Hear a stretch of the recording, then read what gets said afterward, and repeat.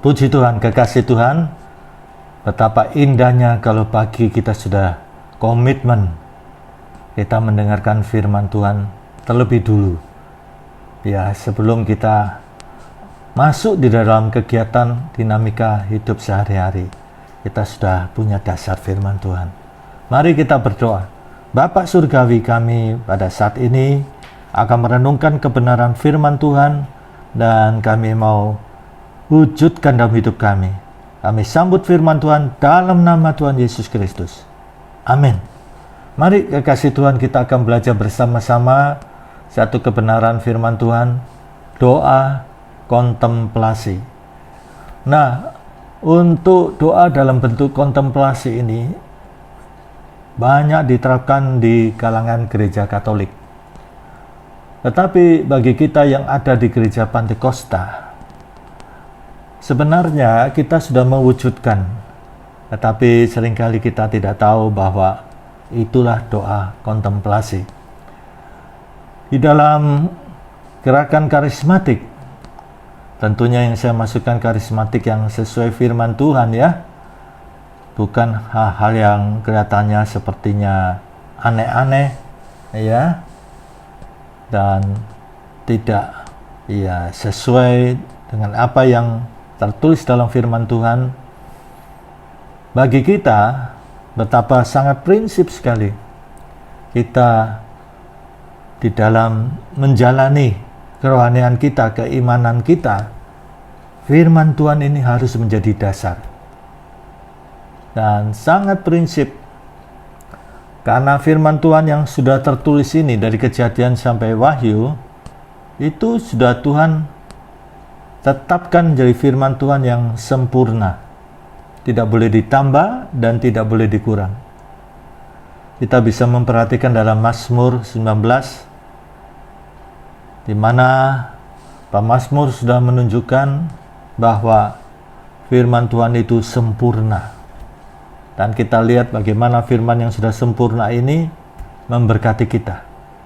Dan firman yang sudah sempurna itu sedemikian rupa bisa ya sempurna untuk menjadi dasar di dalam kita menjalani kehidupan sehari-hari. Nah, kekasih Tuhan, kita akan merenungkan satu kebenaran firman Tuhan, doa kontemplasi. Doa kontemplasi ini saya perhatikan ketika saya dengan anak-anak muda yang lain, sejak saya dari SMA, ya, kami seringkali di dalam doa penyembahan, dari kami memuji, mengagungkan, membesarkan Tuhan, kemudian kami menyembah, ya, dan kami sudah terbiasa kami berdiam diri. Kami berdiam diri dan kami beri kesempatan Roh Kudus untuk bekerja. Dan kami belajar untuk peka apa yang Tuhan mau sampaikan. Apa yang Tuhan mau sampaikan dari firman Tuhan. Ini. Perhatikan baik-baik. Yang Tuhan sampaikan itu tidak boleh lepas dari firman Tuhan. Maka kami berdiam diri.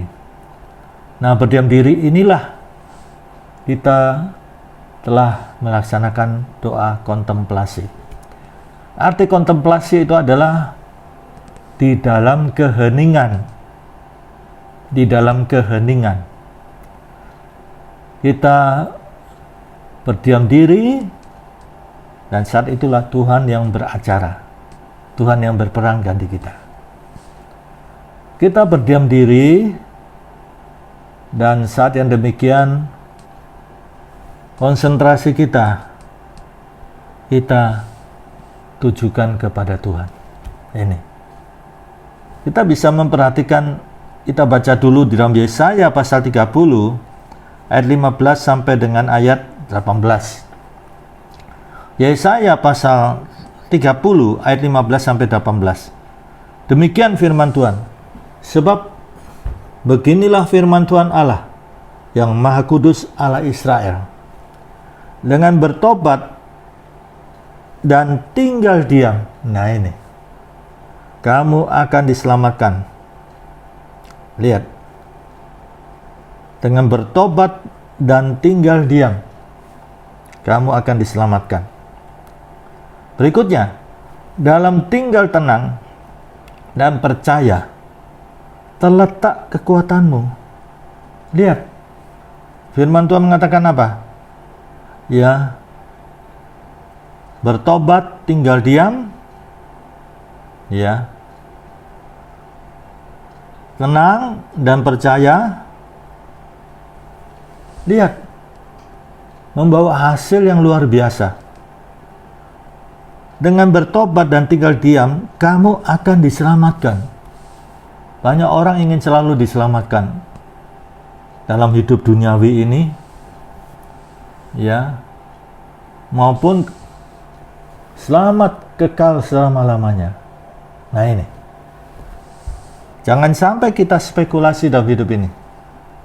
Lihat, bertobat dan tinggal diam, terletak, ya, keselamatan itu. Tentunya dalam konteks perjanjian baru, kita diselamatkan karena iman kepada Yesus Kristus, dan itu adalah anugerah Tuhan. Arti anugerah, ya, kita yang tidak layak dilayakkan. Kita diselamatkan oleh iman kepada Yesus Kristus, bukan perbuatan baik kita. Bukan, perbuatan baik tidak bisa menyelamatkan, tapi bukan berarti perbuatan baik tidak penting. Di dalam iman Kristen, perbuatan baik itu mempunyai peran yang penting juga. Yesus mengatakan, dengan engkau saling tolong-menolong menanggung bebanmu, lihat, engkau sudah melakukan hukum Kristus. Ya. Nah ini, Galatia pasal 6 ayat 2. Dan ditegaskan, jangan jemu-jemu berbuat baik. Dan dikatakan, jangan sesat, Allah tidak dapat dipermainkan. Berarti penting, apa yang ditabur akan dituai. Kalau dia menabur dalam kedagingan, dia akan menuai kebinasaan. Kalau dia menabur di dalam roh, maka dia akan menuai dalam perkara rohani. Sedemikian rupa dikatakan jangan sesat.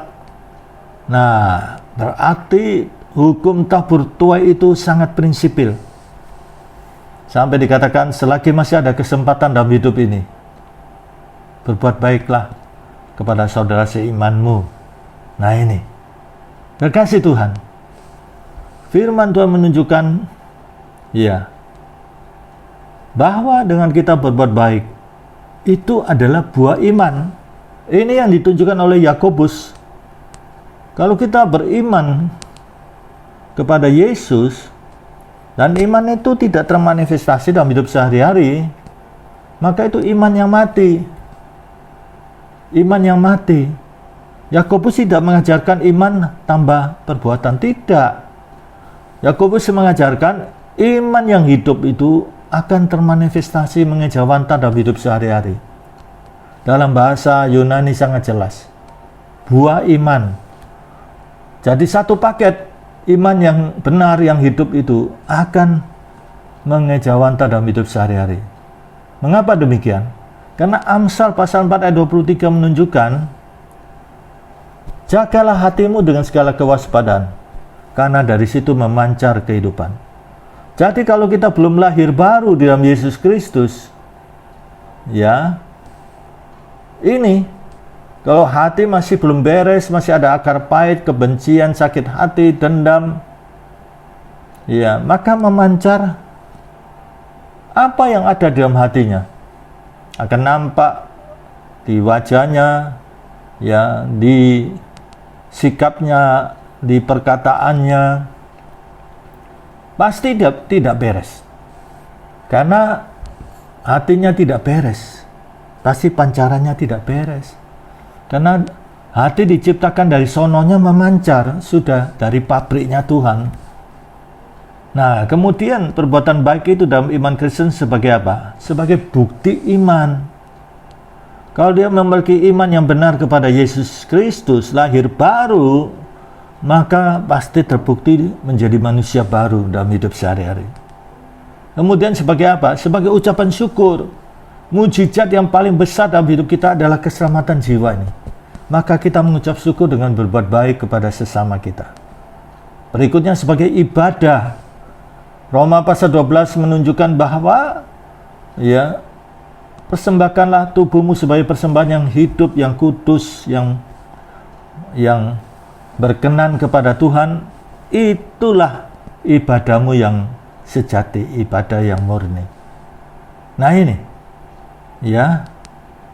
dengan kita memiliki pembaruan budi, maka dalam kehidupan sehari-hari, dalam bahasa aslinya bukan hari Minggu, setiap hari, setiap saat, di situ hidup kita sebagai ibadah yang sejati. Berikutnya, perbuatan baik itu sebagai ibadah di dalam Roma pasal 12 yang sudah kita baca. Demikian juga Yakobus pasal 1 ayat 27, dengan menjaga diri jangan sampai dicemarkan oleh dunia ini, dan kita memperhatikan ibu-ibu yang tua yang sudah janda di dalam kesusahannya. Kita datang ke panti werda. Demikian juga kita memperhatikan anak-anak yang tidak mempunyai orang tua, panti asuhan. Maka itu sudah kita menjalani ibadah. Nah, kekasih Tuhan, di sini selagi kita masih hidup, ini kesempatan yang sangat berharga. Kita perhatikan di sini, dengan bertobat dan tinggal diam, kamu akan diselamatkan. Dalam tinggal tenang dan percaya terletak kekuatanmu. Tetapi kamu enggan. Kamu berkata, bukan, kami mau naik kuda dan lari cepat. Maka kamu akan lari dan lenyap. Katamu pula, kami mau mengendarai kuda tangkas. Maka para pengejarmu akan lebih tangkas lagi. 1000 orang akan lari melihat ancaman 1 orang. Tetapi ancaman 5 orang kamu akan lari, sampai kamu ditinggalkan, seperti tonggak isyarat di atas puncak gunung, seperti panji-panji di atas bukit. Lihat di sini, firman Tuhan menunjukkan betapa luar biasanya kalau kita mau tinggal diam dan tenang. Disitulah kita akan melihat kita akan diselamatkan. Dan perhatikan, terletak kekuatanmu. Tetapi lihat, banyak yang enggan. Mereka mau pakai cara-cara kekuatan duniawi. Lihat, dikatakan apa? Kami mau naik kuda dan lari cepat. Lihat apa yang dikatakan. Maka kamu akan lari dan lenyap. Pakai cara kekuatan manusia, ingin lari cepat, ingin instan. Tapi justru lihat, justru kamu akan lenyap. Bahkan kami mau mengendarai kuda tangkas, pakai kekuatan, pakai siasat, pakai politik duniawi. Lihat, firman Tuhan katakan apa? Para pengejarmu akan lebih tangkas lagi. Lihat, orang-orang duniawi ini malah lebih licik lagi, lebih pakai siasat yang menghalalkan segala cara. Sampai dikatakan apa? 1000 orang akan lari melihat ancaman 1 orang.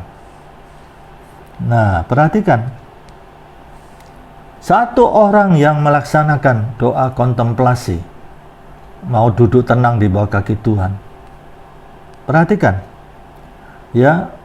1000 orang akan lari melihat ancaman 1 orang yang melaksanakan doa kontemplasi. Lihat, 1000 orang.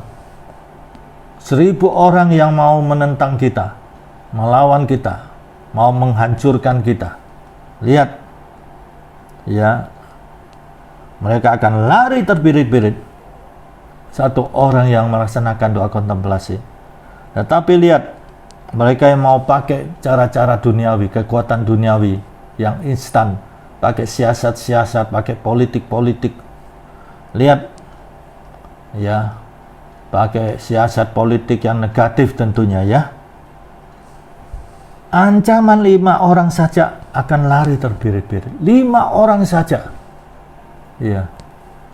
Lihat, kamu akan lari. 5 orang. Nah, sampai bagaimana? Sampai terpuruk sampai demikian rupa. Seperti tonggak isyarat di atas puncak gunung. Seperti panji-panji di atas bukit. Ini, ya, terpuruk. Kalau kita lihat ya, mereka yang menaklukkan gunung-gunung, maka mereka dengan bangga sudah menaklukkan ketinggian gunung dan ditancapkan, ya, tonggak-tonggak kebanggaan, panji-panji sampai begitu rupa. Tetapi di sini mereka yang pakai kekuatan duniawi, kekuatan dirinya, bahkan cara-cara duniawi, cara-cara berdosa, menghalalkan segala cara, siasat-siasat kotor, politik kotor. Lihat, ya, kita lihat sekarang ini sampai ditampilkan di acara berita-berita duniawi. Kita perhatikan beberapa orang yang sudah melakukan, ya, cara-cara duniawi, kekuatan duniawi, siasat-siasat kotor, politik-politik kotor. Lihat, ditampilkan. Bukankah akan menjadi malu, bukan dirinya, sekeluarga akan menjadi malu. Nah ini, perhatikan selanjutnya firman Tuhan katakan apa? Sebab itu Tuhan menanti-nantikan saatnya hendak menunjukkan kasih-Nya kepada kamu. Ini yang menjadi kehendak Tuhan. Sebab itu Ia bangkit hendak menyayangi kamu. Tuhan itu mau menunjukkan sayangnya kepada kita. Sebab Tuhan adalah Allah yang adil. Berbahagialah semua orang yang menanti-nantikan Dia. Puji Tuhan. Kasih Tuhan, lihat di sini. Tuhan itu adil loh, ya. Lihat, Tuhan mau tunjukkan kasih-Nya. Bahkan Tuhan bangkit hendak menyayangi kamu. Nah, sebab ditegaskan di sini, Tuhan itu Tuhan yang adil. Nah, berbahagialah semua orang yang bisa mewujudkan doa kontemplasi dalam hidupnya. Berbahagialah semua orang yang menanti-nantikan Dia. Kalau saya perhatikan ayat-ayat berikutnya, lihat pembelaan Tuhan yang begitu rupa, ya. Lihat, Tuhan akan mengasihani engkau apabila engkau berseru-seru, ya, dan Tuhan mendengar teriakmu dan Tuhan akan menjawab. Dan lihat, sampai begitu rupa, ya, pengajarmu Tuhan itu tidak akan menyembunyikan diri, tetapi matamu akan terus melihat Dia. Dan lihat, Tuhan tunjukkan, inilah jalannya. Ya, berjalanlah mengikutinya sampai Tuhan tunjukkan jalannya. Ya. Nah, ini kebenaran firman Tuhan. Kekasih Tuhan, di dalam 1 Petrus 4 ayat 7, kesudahan segala sesuatu sudah dekat. Kuasalah dirimu, jadilah tenang, supaya engkau dapat berdoa. Kuasalah dirimu. Nah, di sini mari kekasih Tuhan, kita jangan menjadikan doa itu hanya kata-kata dan dengan aras-arasan, dengan tidak serius, atau hanya kewajiban saja, ya, dengan ogah-ogahan kalau ada waktu, kalau sempat. Nah, disinilah kita perhatikan Rasul Petrus katakan, ya, supaya kita juga, ya, sedemikian rupa. 1 Petrus pasal 4 ayat 7. Lihat, perhatikan baik-baik di sini. Ya, firman Tuhan katakan apa? Kesudahan segala sesuatu sudah dekat. Ini bisa saja kedatangan Tuhan sudah dekat, Dan kita tidak tahu kapan. Tapi yang jelas juga, ya, usia kita ini pun juga terbatas. Kematian bisa datang kapan saja. Hidup ini hanya sementara. Hidup ini fana. Ya, karena itu, ya, kuasailah dirimu. Nah ini, kuasailah dirimu. Dan jadilah tenang, supaya kita bisa melaksanakan doa kontemplasi ini. Supaya kamu dapat berdoa. Nah ini, doa kontemplasi. Kita bisa masuk di dalam keheningan dengan penuh hikmat di hadapan Tuhan. Bukankah di dalam bilangan, ya, firman Tuhan katakan, katakanlah di hadapan Tuhan, maka Tuhan akan melakukannya. Nah ini, sampai begitu rupa. Kekasih Tuhan, kita biasanya datang di bawah kaki Tuhan. Kita menyanyikan nyanyian pujian, naikkan pujian bagi kebesaran Tuhan. Kita menyembah, ya. Nah sekarang, sesuai firman Tuhan, setelah kita memuji Tuhan, mengagungkan Tuhan, kita menyembah, kemudian kita masuk di dalam keheningan. Nah, saat-saat demikian kita bisa belajar untuk peka suara Tuhan. Dan suara Tuhan tidak lepas dari firman Tuhan. Kita bisa melatih untuk supaya firman Tuhan menjadi rema bagi kehidupan kita. Disinilah kita belajar memperkatakan firman. Memperkatakan firman. Ketika kita memuji Tuhan sedemikian rupa, dan kita menyembah sedemikian rupa, kemudian kita masuk di dalam keheningan. Saat-saat demikian kita bisa, apa yang Tuhan, ya, ingatkan kepada kita ini, ya, Rasul Petrus katakan, siapkanlah akal budimu. Nah ini, firman Tuhan yang kita ingat, kita perkatakan. Atau kita membuka Alkitab, ayat-ayat di mana kita jumpai, kita perkatakan, kita perkatakan. Dengan demikian kita melatih untuk mendengar suara Tuhan. Nah, ini dengan demikian, seperti Rasul Paulus dalam Kisah Rasul 16. Lihat, ketika Rasul Paulus dengan timnya merencanakan menjangkau Asia bagi Tuhan, tentunya sudah disiapkan metode yang tepat, ya. Tuhan sudah siapkan, ya, strategi yang tepat dalam konteks Asia. Tetapi lihat, dikatakan apa di dalam Kisah Rasul 16? Roh Kudus tidak mengizinkan. Roh Kudus mencegah. Lihat, sampai begitu jelasnya. Kalau kita ini seringkali masih kabur-kabur, masih tidak jelas, ya. Tapi Rasul Paulus sampai begitu rupa sangat jelas. Roh Kudus mencegah. Ya, Roh Kudus tidak mengizinkan. Dan Roh Kudus memberikan penglihatan. Penglihatan ini pun bukan, ya, ketok-ketokan atau halusinasi, tidak jelas. Tetapi lihat, bagi Paulus ini sangat jelas penglihatan panggilan Makedonia. Nah, di sini Paulus betul-betul memahami kebenaran tentang Roh Kudus sehingga bisa meyakinkan timnya. Tidak mudah, kekasih Tuhan. Pasti timnya akan bersungut-sungut, mungkin akan marah. Bagaimana ini? Kita sudah rapat, kita sudah tentukan metode strategi yang tepat dalam konteks Asia. Nah, Rasul Paulus bisa meyakini bagaimana Roh Kudus mencegah, tidak mengizinkan, dan Roh Kudus menunjukkan penglihatan panggilan Makedonia, panggilan ke Eropa. Dan Rasul Paulus bisa meyakinkan timnya. Akhirnya mereka pergi ke Makedonia, ke Eropa. Injil masuk Eropa. Dan kita lihat, ya, di Filipi. Lihat apakah mereka mulus-mulus? Tidak. Ya, sampai masuk penjara.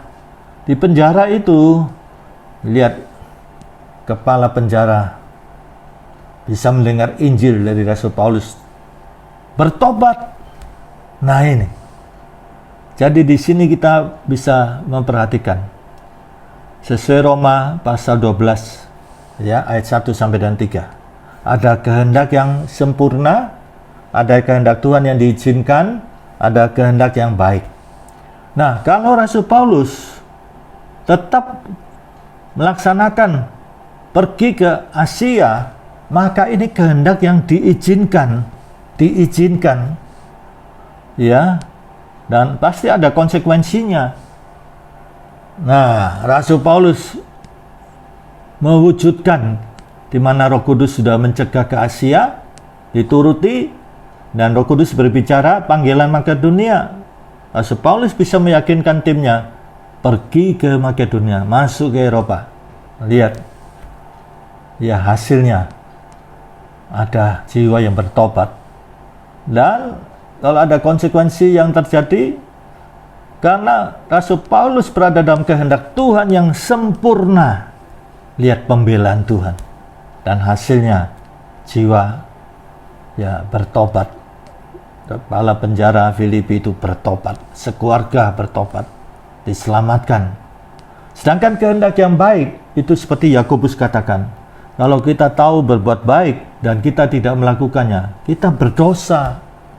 Nah, inilah kehendak yang sempurna, yang diizinkan, dan yang baik.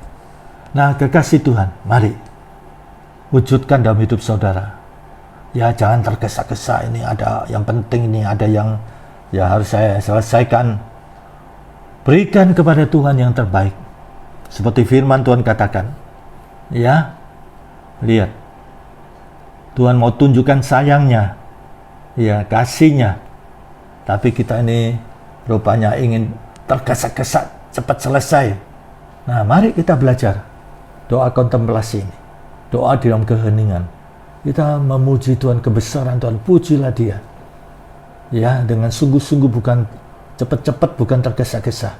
Kemudian menyembah dengan sepenuh hati jiwa saudara, keberadaan saudara. Setelah menyembah, saudara berdiam diri di hadapan Tuhan.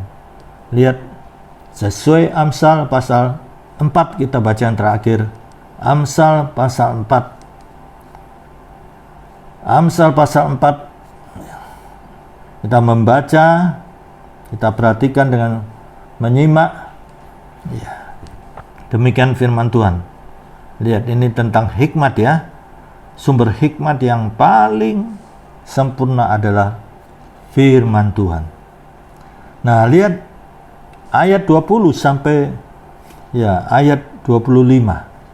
Demikian firman Tuhan. Hai anakku, perhatikanlah perkataanku. Nah, ini konsentrasi, perhatikan, fokus. Arahkan telingamu ini kepada ucapanku, yaitu firman Tuhan. Ini peka. Sebagaimana Yesaya pasal 50 ayat 4 ya. Setiap pagi kita belajar di bawah kaki Tuhan. Tuhan memperdengarkan ya suaranya, dengan Tuhan mengajarkan kita ini, membuka telinga rohani kita, membuat pendengaran kita lebih peka. Ya. Hai anakku, perhatikanlah perkataanku, arahkanlah telingamu kepada ucapanku. Janganlah semuanya itu menjauh dari matamu. Lihat, mata juga. Simpanlah itu di lubuk hatimu. Karena itulah yang menjadi kehidupan bagi mereka yang mendapatkannya. Dan, nah ini luar biasa, kesembuhan. Bahkan dikatakan apa? Kesembuhan bagi seluruh tubuh mereka. Jagalah hatimu dengan segala kewaspadaan, karena dari situ terpancar kehidupan. Ini, hati ini. Buanglah mulut serong daripadamu. Jauhkanlah bibir yang dolak-dalik daripadamu. Biarlah matamu memandang terus ke depan, dan tatapan matamu tetap ke muka. Tempuhlah jalan yang rata, dan hendaklah tetap segala jalanmu. Janganlah menyimpang ke kanan atau ke kiri. Jauhkanlah kakimu dari kejahatan. Nah, ini saudara, ketika kita di dalam keheningan, maka semua panca indera kita fokus kepada firman, tidak kemana-mana. Fokus kepada Yesus. Dan fokus kepada Yesus bukan gambar-gambar Yesus. Itu karya seniman. Itu adalah aktor Hollywood yang berperan menjadi Yesus dalam filmnya. Yesus yang kita kenal adalah dari firman. Karena Yesus itu adalah firman Tuhan yang menjadi manusia. Kita mengenal Yesus dari Injil, dari surat rasul-rasul. Maka disitulah figur Yesus Mesias kita kenal dari firman Tuhan. Bukan dari primbom, bukan dari filsafat. Bukankah firman Tuhan katakan pada akhir zaman akan muncul Mesias palsu, Yesus palsu. Maka kita fokus pada Yesus yang kita kenal dari firman Tuhan. Puji Tuhan, puji Tuhan. Mari kita berdoa. Bapa Surgawi, pada saat ini setiap pendengar kebenaran firman Tuhan, kalau selama ini mereka sudah melaksanakan dengan memuji kebesaran Tuhan, mengagungkan Tuhan, dan mereka juga Tuhan menyembah, dan mereka bisa menyembah dengan sepenuh hati mereka, dan sepenuh jiwa mereka, dan sepenuh kekuatan mereka. Dan saatnya mereka belajar untuk duduk diam di bawah kaki Tuhan, untuk duduk tenang di bawah kaki Tuhan. Dan mereka boleh belajar sesuai Amsal pasal 4, semua panca indera fokus pada firman Tuhan ini, dan fokus kepada Yesus yang dikenal dari firman Tuhan. Puji Tuhan. Dan mereka akan melihat bagaimana Tuhan itu begitu sayangnya kepada mereka. Tuhan begitu mengasihi kepada mereka. Dan mereka akan melihat Tuhan itu begitu nyata. Tuhan mendengar dan menjawab apa yang mereka doakan. Tuhan akan tunjukkan jalan, membuka keran-keran yang baru. Puji Tuhan. Mari kami semua belajar di bawah kaki Tuhan, supaya kami masuk dalam doa keheningan di dalam Tuhan. Puji Tuhan, puji Tuhan. Setiap pribadi yang pada saat ini mengalami sedang dalam tekanan, di dalam kesusahan karena dampak COVID, sedang sakit pada saat ini, kami berseru dalam nama Tuhan Yesus Kristus, dalam nama Tuhan Yesus Kristus, dalam nama Tuhan Yesus Kristus. Tuhan tolong satu persatu. Puji Tuhan, kami percaya Tuhan Yesus tidak berubah, baik kemarin, hari ini, dan sampai selama-lamanya. Mari Tuhan berkati bangsa negara kami Indonesia yang kami cintai ini Tuhan, supaya ada keamanan di mana-mana dan wabah bisa teratasi. Vaksin diberkati Tuhan. Puji Tuhan, NKRI diberkati Tuhan. Kasih karunia Bapa Surgawi, kasih Tuhan Yesus, dan persekutuan Roh Kudus menyertai saudara mulai sekarang ini sampai Maranatha Tuhan Yesus datang kembali. Dalam nama Tuhan Yesus Kristus. Amin. Puji Tuhan, Tuhan berkati.